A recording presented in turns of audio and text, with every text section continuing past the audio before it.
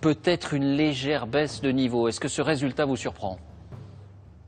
Non, mais très joli reportage, et puis tout le monde est rassuré, le niveau ne baisse pas, ça va contre toutes les évidences et contre le classement de la France dans les classements internationaux. Seules 35 universités et grandes écoles de l'Hexagone figurent au palmarès des 1000 établissements les plus prestigieux au monde. 16 de ces institutions françaises ont même reculé dans le classement. Bien sûr que le niveau, non pas a baissé, mais s'est effondré, littéralement, parce que des pédagogies aberrantes, le fait que, par exemple, une dictée actuellement, c'est 5 lignes, et c'était 25 lignes en 1964, on ne parle pas de choses qui sont identiques. Oui. C'est le temps, en fait, dédié à l'orthographe qui a beaucoup diminué. Auparavant, en 30 ans, en fait, on a pratiquement baissé de 40% le nombre d'heures d'orthographe.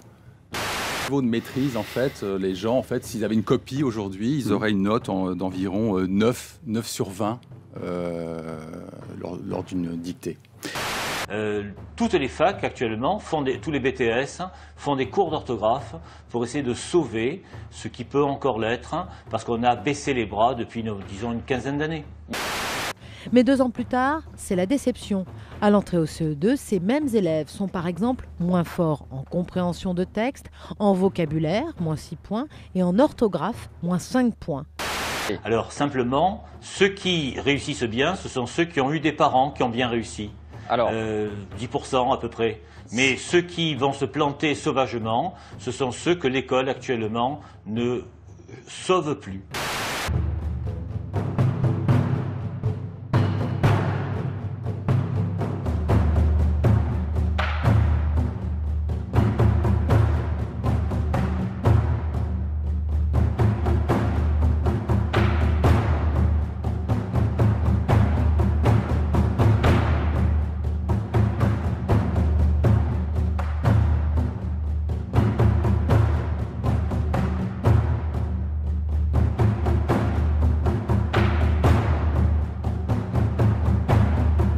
Le sujet ne les passionne pas et les enseignants ont mieux à faire. Comme chaque année, l'Éducation nationale a publié le nombre d'enfants scolarisés souffrant de handicap et les chiffres sont alarmants. En 8 ans, les troubles intellectuels et cognitifs ont augmenté de 24%, 54% pour les troubles psychiques, 94% pour les troubles de la parole et du langage. Pour les professionnels de santé, aucun doute, ces données sont à mettre en lien avec la multiplication des écrans. Tous les grands ponts de Google, Apple, Facebook mettent leurs enfants dans cette école. On a envoyé nos enfants là-bas avec un... Ouais, alors qu'il y a une petite particularité, cette école, c'est qu'elle est complètement déconnectée. Voilà, donc c'est une école. Alors là, il n'y a pas de smartphone, c'est sûr. Mais il n'y a pas d'ordinateur non plus, il n'y a pas de connexion Internet, il n'y a vraiment rien du tout et c'est vraiment école à l'ancienne, hein, c'est ce qu'on voit ici. Nous nous intéresserons à l'arrivée des nouvelles technologies à l'école. Vous ne le savez sans doute pas, mais dans 1700 collèges, les tablettes et les ordinateurs portables ont déjà remplacé les manuels scolaires. Parce que c'est de la lumière très rapide, du mouvement, du son, vont surstimuler l'attention réflexe. Et quand cette attention-là est surstimulée, ça empêche le développement d'une autre attention secondaire qu'on appelle la concentration. Or, les enfants ont absolument besoin de concentration pour mémoriser, apprendre, rentrer dans les apprentissages. S'embêter, piquer du nez, bâiller à s'en décrocher la mâchoire. 7 collégiens sur 10 avouent s'ennuyer en classe. Beaucoup d'élèves arrivent en classe avec une télécommande greffée au cerveau. Ils ont envie que l'attention soit renouvelée tout le temps, qu'il y ait une surenchère d'effets et d'images. Et cela fait que là où ils étaient capables de se concentrer 15 minutes, une demi-heure, aujourd'hui certains sont capables de se concentrer 3-4 minutes. Les poilus rouges. Et avec l'ennui, pointe la démotivation et le risque du décrochage scolaire qui touche chaque année près de 150 000 élèves. Que ma discipline est devenue aujourd'hui inenseignable. Et avec la réforme du bac, l'histoire-géographie. Pourquoi ? Parce que les programmes scolaires tels qu'ils sont faits aujourd'hui sont ou infaisables ou avec une chape de plomb idéologique qui font que... déjà, vous avez des approches qui sont essentiellement thématiques.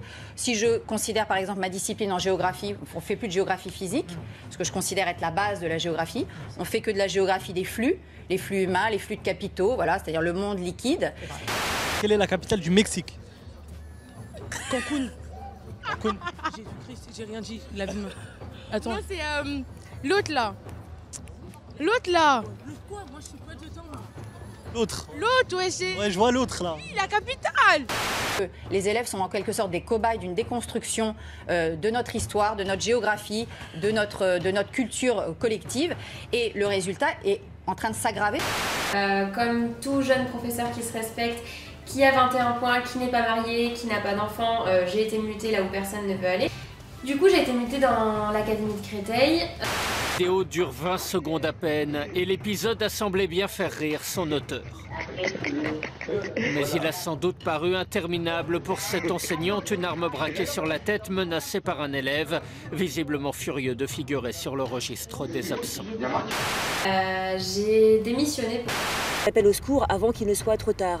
Et en fait, si vous voulez, ils se retrouvent là parce qu'ils ont le sentiment d'être abandonnés par leur hiérarchie, qui demande aux professeurs aujourd'hui de ne pas faire de vagues, de mettre la poussière sous le tapis, de ne pas exclure d'élèves. Ils ne dorment pas de la nuit, ils prennent des médicaments. Il y a beaucoup de professeurs qui vont travailler en état réellement de souffrance psychologique et physique. Des élèves qui rejettent l'école de manière extrêmement violente, rejettent les codes de l'école, les codes de comportement de société. Et donc le cours est en fait impossible à dispenser dans ces conditions-là. Donc en fait c'est ça le problème, c'est pas le contenu du cours, c'est le rapport à l'école lui-même. Voilà, le principal malentendu, c'est que vous vous battez en permanence pour aider des élèves qui se battent contre vous parce qu'ils ont l'impression que vous êtes leur ennemi. Et ce malentendu me semble absolument tragique. Oui, des élèves de toute origine sociale, ethnique, non. Non. Non. Il faut parler aussi du contenu de l'enseignement qui peut être contesté parce qu'on fait passer la religion avant la science.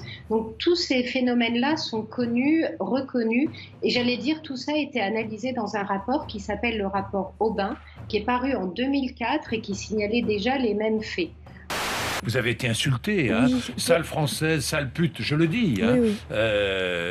Oui. Ces insultes qui s'adressaient à vous, hein, proférées à la sortie du collège par un groupe d'élèves rassemblés sous l'abribus. Ça fait... Enfin, c'est pas... Je me suis jamais sentie en danger réel. Oui. J'ai eu peur pour ma santé mentale, en fait, parce que j'ai eu l'impression parfois de devenir folle ou de... Je me suis dit que j'allais partir en dépression. Dans cet hôpital psychiatrique, un tiers des patients pris en charge l'est au titre de l'éducation nationale. Cette prof de français en a rencontré. Pour certains, c'était le traitement ou le suicide. À quelques mètres de là, les enseignants sont rassemblés devant la maison de quartier. Ils veulent rendre hommage à leur collègue qui s'est donné la mort. Notre collègue a laissé une lettre qui, forcément, quand on la lit, fait écho au quotidien qu'on vit, nous, dans les écoles. Ne t'inquiète pas, ça va bien se passer. Bien se passer, ne t'inquiète pas. T'inquiète pas.